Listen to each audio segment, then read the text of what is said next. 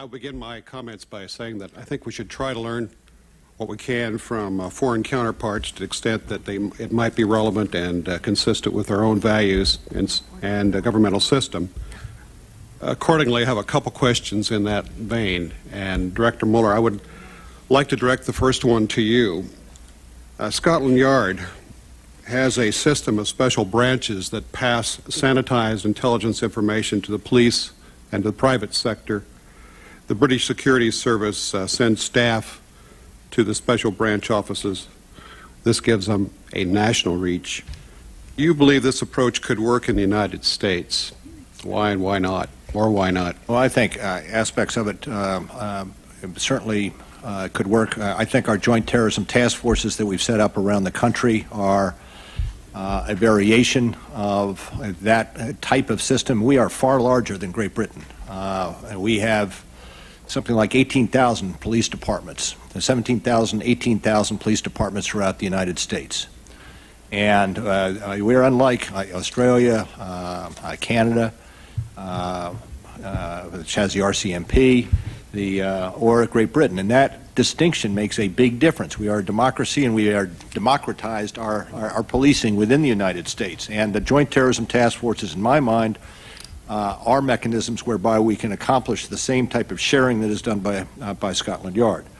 One of the things we are doing is that we are integrating in the task forces individuals from the CIA in the country, so that we have ready on scene that type of information that is inside the CIA computers that can match up with the information we may have in the state and local level, which in my mind goes some distance towards accomplishing what the MI5 model does in Great Britain. Malcolm was a New York FBI agent detailed for several years to the Counterterrorism Center. He told the FBI's Office of the Inspector General that he understood his role at the CTC was, among other things, to be the eyes and ears of the New York field office.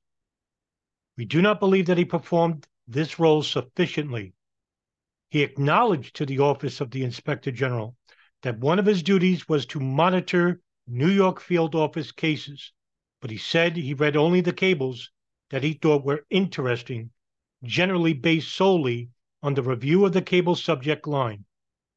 In addition, while he said his role was to facilitate inquiries of mutual interest, the only example he could provide was his acting as a liaison for FBI officers around the country by following up on tracing requests and reporting on their status.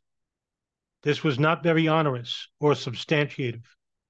We believe that FBI management is primarily responsible for failing to provide the FBI detailees to the Counterterrorism Center, including Malcolm, with clear duties, direction, and supervision. We believe Malcolm should have done more and taken more initiative in performing his duties at the Counterterrorism Center. For several months in 2000, Nawaf al-Hazmi and Khalid al-Mihdhar lived as boarders in the house of an FBI informant, Asad. The Asad briefly mentioned the two boarders to his FBI control agent, who he calls Stan.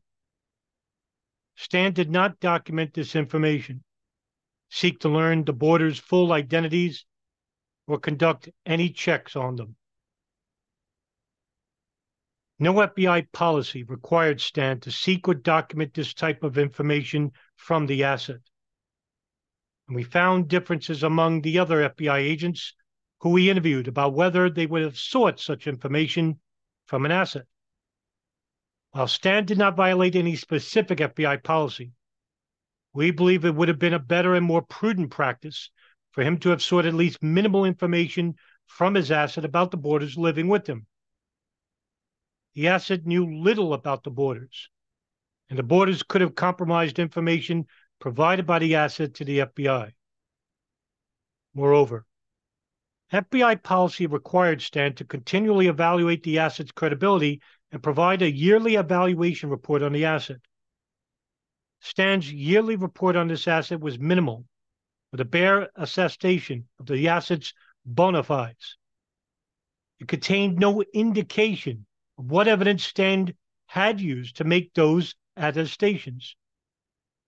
While we do not suggest that Stan had to conduct extensive reviews of everyone living with the asset, Stan's actions in following up on this information were not particularly thorough or aggressive.